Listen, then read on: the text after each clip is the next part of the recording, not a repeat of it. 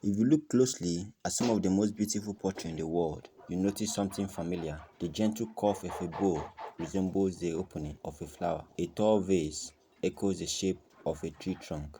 A rounded jar feels like a smooth river stone.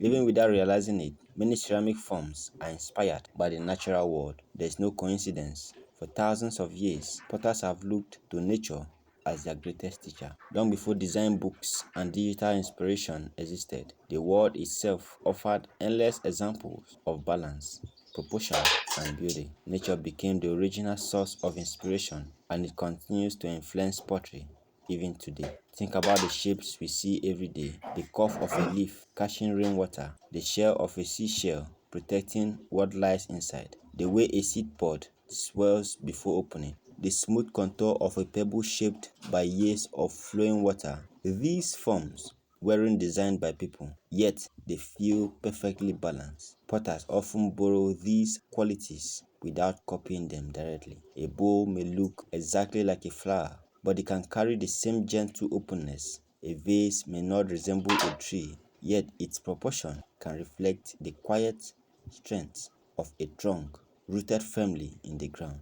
Nature teaches us that beauty doesn't have to be complicated. Often, the simplest forms are the most timeless. Nature also reminds potters that function and beauty can exist together. A bird's nest is carefully built to protect. A shell is both strong and elegant. A leaf is delicate yet perfectly designed to collect sunshine. In the same way, ceramic mug must feel comfortable in the hand. A bowl should invite use. A teapot should pour with ease. The best pottery doesn't choose between beauty and function. It brings the two together. Even the surfaces of pottery often reflect nature.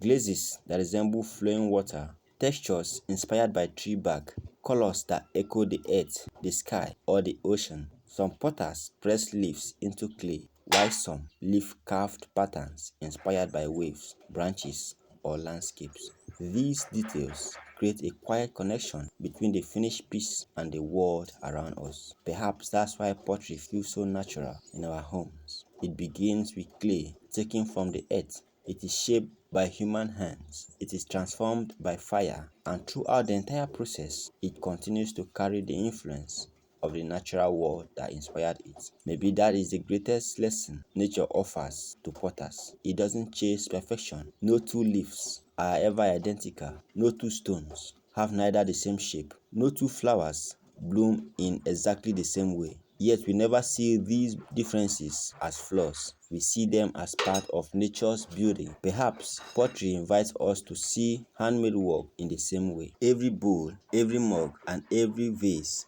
carries its own unique character, just as every tree, every shell, and every river stone does. Because in the end, pottery doesn't simply imitate nature, it continues the story that nature began, transforming earth into something both beautiful and deeply alive.